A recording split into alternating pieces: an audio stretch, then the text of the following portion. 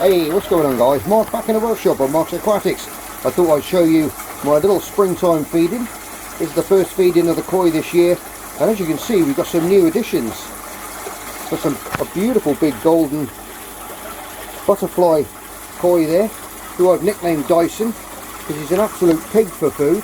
I got him off a friend of mine, Ian. Thank you very much, Ian, for letting me have these. And we've got one outside which is an absolute monster. I don't know if you can see him out there. Look at the size of that fella now. He's about 2 foot long. He's an albino grass carp, and he's absolutely huge. All the other guys have wintered through very well. He's also, I've got to see, that's a new one, that's a new one. We've got some common carp in here as well, and all the old favourites. Ghosty down there. You can see all these common carp which I got off him as well. Now they've all been there. There's a golden tench, and we got the goldfish. There's a new one. So we had quite a few off of Ian, and we put them all in here. Everything's growing well, as awesome as usual. The background there is doing very well. Waterfall, I've just replumbed in a new pump, so we've got a little bit more power. And I've upgraded the main pump as well. As you can see now, it's blowing in a lot more water. We've got a 20,000 gallon an hour pump on there now. You may be able to hear it over the waterfall in the background. It's a little bit louder, hope the neighbours don't mind. But I've got to give my old sequence pump a right old going over because it had lost a lot of power. So I'm going to have to send that one away to get that one redone and rewound and whatever it takes to get it back up to speed. Cleaned all my windows, look at that, looking nice. And as you can see, all the covers are off now. As you know, every year I go on about the old wheat German garlic by NT Labs. Brilliant stuff. I've used it now for many years, and it really does. You can feed it at lower temperatures. It's just around 11 degrees here at the moment now, so they can feed, you can normally feed. Don't forget guys, if your pond does drop below 10 degrees, don't bother feeding your fish, because the food will not digest. They'll eat it, but their body needs to be above 10 degrees for them to digest that food, okay? Otherwise it will sit in their stomachs, and sadly they'll die. It'll rot away in the gut, and finish them off altogether. There's my little baby there, my little tancho, and there's one that Ian gave me there, which has got a lot of promise, that fish, I think. Absolutely beautiful, that one. Happily feeding away. But we've got quite a few in here now. That's one of the reasons why I've had to up the pump speed and everything else. And we've got a new UV. I've got the old UV down the bottom, which is my old Evo, but I've got another one from him as well, which is a 55 watt, which will really clear this water up. I mean, it is clear at the moment, but with the extra fish load and everything else, you can't be too sure about pathogens and stuff like that. Now, he was a very keen koi keeper as well. Look at the size of that guy. And he had no problems in the pond, so I've given this a potassium permanganate treatment. If you're unsure of that, how to treat with potassium permanganate, go back in my earlier videos, and I've done a video all about how to treat for that, and for trichodina as well, which is where you see them going around and flashing off the bottom, itching and scratching away. And it clears all those little nasties up as well.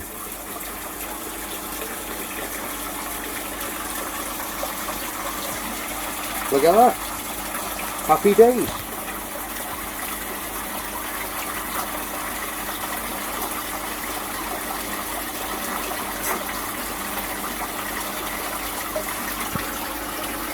Let's see if Porky will come up for some food. Or Dyson, as he's now known, the Hoover. You can see that little red line going in there at the side. Now that's my water top up system, which I've just turned on and put the pipe in there, and it's just topping up the pond. Where are you, big fella?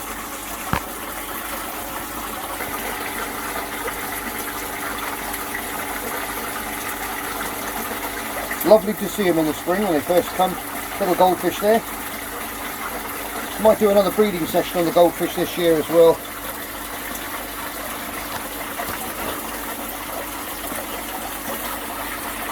Here he is. Come on in. Hello. He's alright this guy. You can stroke him on the head. Hello mate. Good morning. What a beautiful fish. Look at those big lovely flowing fins. And off he goes. Well, the weather's been absolutely atrocious this weekend. I was going to get down to the beach and do a sea video, collect some stuff for the for that native marine aquarium, but it hasn't been very successful this weekend, so we haven't managed to get out. So hopefully this week the weather's going to fine up and we can get down the beach and start collecting some stuff. You've got to love those little black common carp. When it's earlier on in the lights haven't all come on, they you put some food in and all of a sudden you just see the food start disappearing there. That black, you can't see the fish, you just see the food just disappear off the surface. Quite great. It's great fun to watch. Yeah, the grass carp is a little bit, I think he might be a bit of movement out there now. There he goes.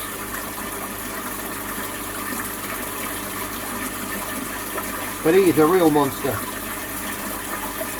He had a couple of little wounds on him from when we transported him. He had one little split fin, which I'm going to have to take him out actually. So when I do this treatment on his fin, well, you'll be able to see me do it, and you'll see how big he really is.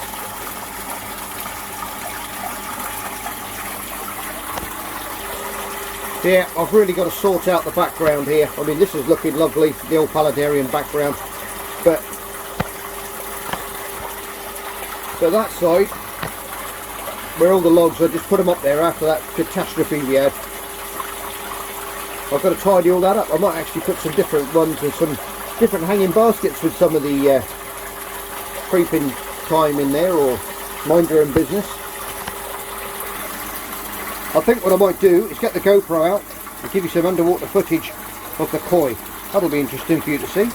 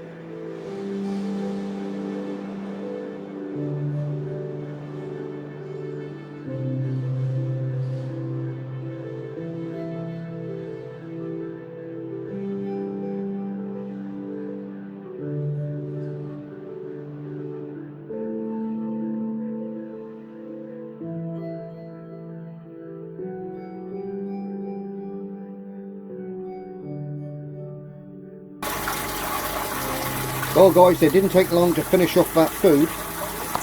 Another little tip there, don't overfeed in the spring too, okay? Only feed sparingly.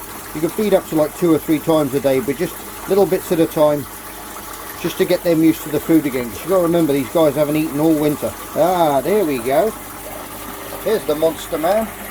Look at the size of that guy. He's absolutely massive. You can see he's got a split fin there. Bit of damage on his tail. But he is a right leviathan. I've never seen a fish like that. And Ian did say to me when I picked him up, he thought I was going to have fun with him.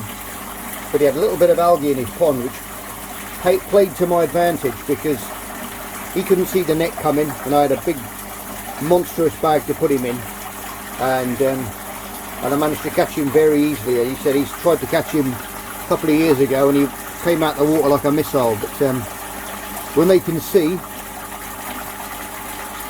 you won't get near him. But he's decided now, I'm going back outside again. But he's a huge fish. I'm going to get him I'll get you a better shot of him on another video, but the colours of these guys are really pop. Lovely in the spring, cold water, lovely decent clear water. Another thing guys, don't forget the bacteria in your pond at this time of the year is very low as well.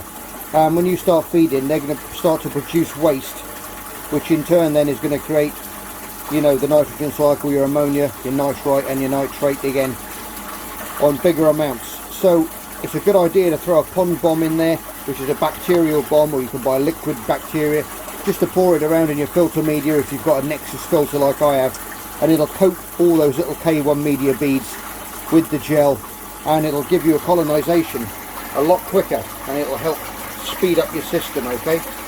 That's why it's important that you only feed sparingly a couple of times a day just before that. Let everything start to speed up as the temperature warms up, as the weeks progress into later on in the spring and the summer. And obviously when you get to summer, it's nice and warm, and then you can start throwing a little bit more food at them, higher protein foods and stuff like that. But they all seem very happy. No one's got any lurgies, which is another thing to look out for when they first come out of hibernation and you get the lids off. You just make sure none of them have got any nasties on them. Just give them each one a one over. Remember the fish you've got if you've got a deep pond, because sometimes they can go down on the bottom and hide away and you'll miss them, and they can sadly die down there and pollute your pond up. So but they're looking all happy. I can see the bottom of my pond everywhere, so I've not to worry. I've got a good head count. I can see every fish in there. I've only got my big lily basket, which is out, so if you can see that there, maybe too reflective, but the lilies are starting to grow out as well now, which is nice. Give them a little bit of shade in the summer, and obviously they can come into the workshop here and see me whenever they like as well. Very happy with that. All I do with this is I spray it down once a day. I get the sprayer and I just spray it, let it all absorb that water, and I even use a bit of plant food that I got kicking around in here from when I had my more aquascape tanks, and I spray that all over there as well. You can see there's a nice big slug there creeping about. Oh, pardon me. There's a nice big slug there creeping around. Fabulous stuff. Yep, so really guys, there's a few little hints and tips there on what I do first time in the summer, in the spring, when I've taken the covers off and they start to come out and play again. Hello you. She's an absolute delta, that one. And I think she was very, very small, as with that one. But it's stunning colour. Looking forward to that one. Like I said, that's got some lovely colour in that one. I'm not into all these fancy names. If it looks good, it goes in the pond. That's what I say.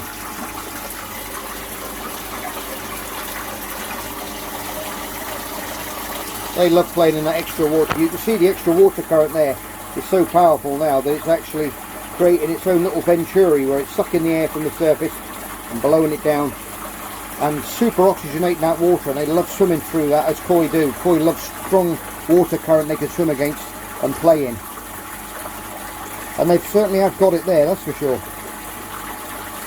I'm sorry if it's a little bit loud, the pumps and everything going on at the moment, I'm doing my best. But I like to keep them on. I don't like to switch things on and off because it does spook them. They get into a routine of that sound of the water, the pumps and everything, and you can really send your fish backwards, you know, with the tameness side if you start playing around with things just to suit the filming that you're doing. So hello you, that's a nice coloured one. There's one of the commons and the goldfish. I've also got a large spawning moth as well, which I'll try and spawn these guys this year, so I'll throw that in there and get a few more. And what I tend to do is I give them away. I'll rear them up and then I'll give them away to people with ponds, but it'll give you an idea on how they breed. Also, it's interesting to watch as well when you're sat there on a rainy day and you've got nothing else to do. Got a slightly twisted spine on that goldfish there, but everyone's got a good home in Marks Aquatics, so there you go. We'll look after them. But yeah, look at that, that's beautiful, that water flow now. Anyway guys, I think I'll leave it on that one today. Like I said, hopefully next time you tune in we'd have been down the beach and collected a few more stuff, or you'll be joining me down the beach. It was awful weather, the wind was buffeting away and the mic would have been awful, sound would have been terrible, and it wasn't very nice, and it was just overcast and rainy, so it wouldn't have made it for a good video. So hopefully we'll be down there. And as always, if you're not sub to the channel, hit the old subscribe button and that notification bell, and hit on all notifications, and you'll be notified that way. A lot of people have been getting in touch saying my channel doesn't come up in notifications anymore, so if not, go back into your notifications, click on all notifications. If you hit the icon bell, it will show you a little page will come up where it will say all notifications and a couple of other options. If you hit all notifications, it'll come up for you every time then, okay? Anyway, I love you loads, you're all stars, take care, and I'll see you on the next episode of Marks Aquatics. Bye from me and bye from Dyson. Bye bye.